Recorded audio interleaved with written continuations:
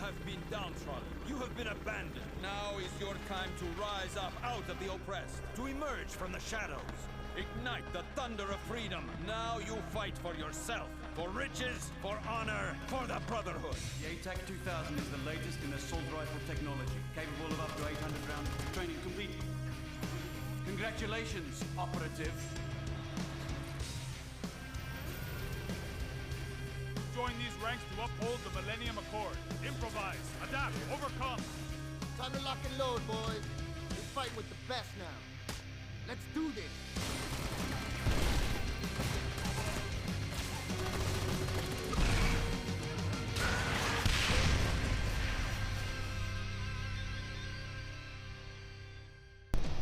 Oh man, doesn't that just send chills down your spine? Whew, ready to go play me some more MAG.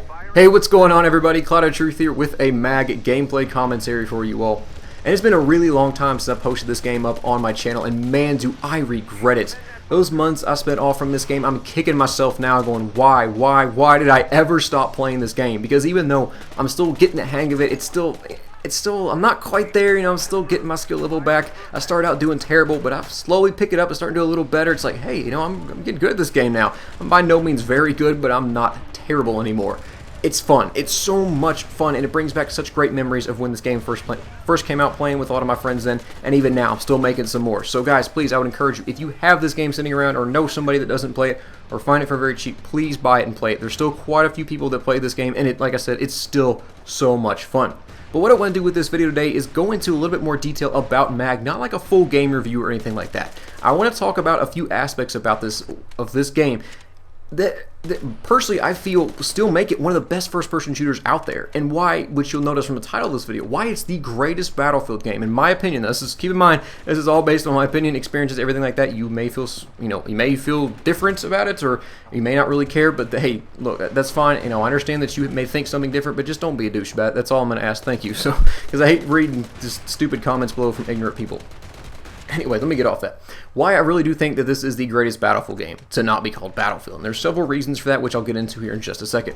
A couple notes to start this off is that this is a PlayStation 3 exclusive. If you have an Xbox 360 or a PC, you cannot play this game. Or I mean, if you have a PlayStation 3 and you have one of those other systems, you can only play it on PlayStation 3. Also, it's only an online multiplayer. It's not a single player, or does not have a single player, which I think more first-person shooters should look into doing these days. Some of them I think should stick to single players as well as multiplayers, just because they're more well known for their single player campaigns.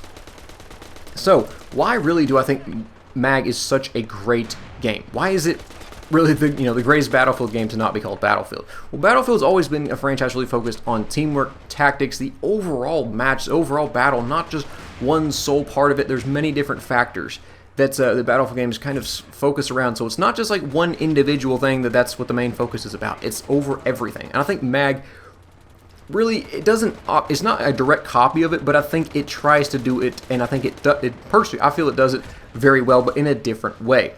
Now, there are three main reasons as to why I feel that MAG is such a fantastic game. First of all is the scale of it. Now, you'll probably notice from this game that the graphics obviously aren't that great. This game did come out January 26th, 2010. So it's over 3 years old. So obviously, graphics are not going to be that great, but personally, graphics don't make a game. Secondly, Zipper Interactive, which is the developers of this game, they really didn't focus on the little details, such as kind of the gun sounds, the reload animations, player movements, things like that. That's not what their focus was. Their focus was on the scale and just the amount of players they could put on a map. And here I am playing Team Deathmatch, and we've got 64 players on this map. That's the base in terms of, that's the smallest number of players that it's set at. You can't go any lower than that. Now, obviously, people leave, or if it doesn't fill up completely, they'll still start, but it's set at 64 players minimum. Same thing with Sabotage, which is a lot like Rush.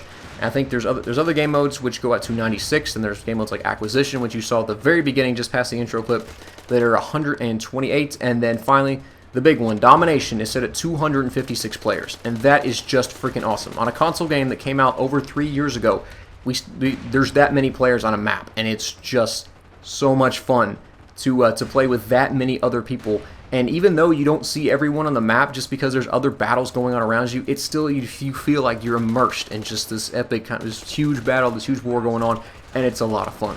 The second thing is the factions in this game. Now, most first-person shooters, whenever you play or spawn in or anything like that, you're playing as one team and the other guys are playing as another. It really doesn't matter. It doesn't, have any effect on you or that. I guess you'd say that's that choice of what team you want to play as. It really doesn't matter overall, just kind of more, just to win the match, and that's it. It doesn't really matter. You don't get anything out of it depending on what side you're on. Well, in MAG, it's a little bit different. You're divided up into 3 factions: Sever, the Valor, and Raven. I'm playing as Sever right now. And what it does is, in the core game modes like Sabotage, Domination, Acquisition, those type of game modes, depending on how well your faction does in terms of how many games you win, gives you more rewards. How exactly this works is, think of it like this. In a sense, there's kind of, I don't know, I want to say glasses of water. That's the easiest thing to picture. If you have 3 glasses of water together, and each time you get a victory, major, minor victory, some gets poured in it, and the goal is to get to the top. And whoever gets to the top first gets the most rewards for that particular game mode in which you did the best at. For instance, in Sabotage, if you have, let's say right now I think Sever's got control of main thing on Sabotage, they're the ones that have the most rewards. The team that scores in a sense the second, they have the second most wins, gets I think only one of the rewards, and finally the third team, which doesn't have didn't do very well apparently, doesn't get any rewards. They don't get anything out of it. So you don't get any added bonuses. Now you don't lose anything, you just don't get any extra bonuses. So that, I think, it really shows how your actions individually can affect your overall faction, because if you could have done one more thing that would have saved the match and prevented you from losing, next thing you know, you lost an extra 5% experience points that you would have gotten previously. Now you got to wait until that, in a sense, that glass refills after your faction plays enough games and wins in order to regain it back. So that, to me, is a great thing they put in this game. I think it's a lot of fun. If you're still a little bit confused on that, I may try to find a video, or you can go search for one that explains it a little bit better.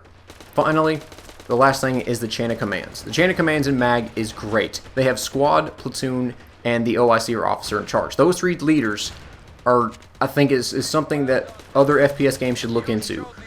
In games like Domination and Acquisition, they're given, for lack of a better word, kill streaks and support actions. They can call in rockets, they can call in artillery, they can call in mortars, they can do things like that, and they give out orders. They strategize what's going on, they tell the players where to go, and to me, it makes it a very tactical game that, in my opinion, is the greatest game, the greatest Battlefield game to not be called Battlefield. There's many more aspects about this game I can go into, and if you guys would like me to, leave some comments down below. Hopefully you enjoyed. See you next time. Bye.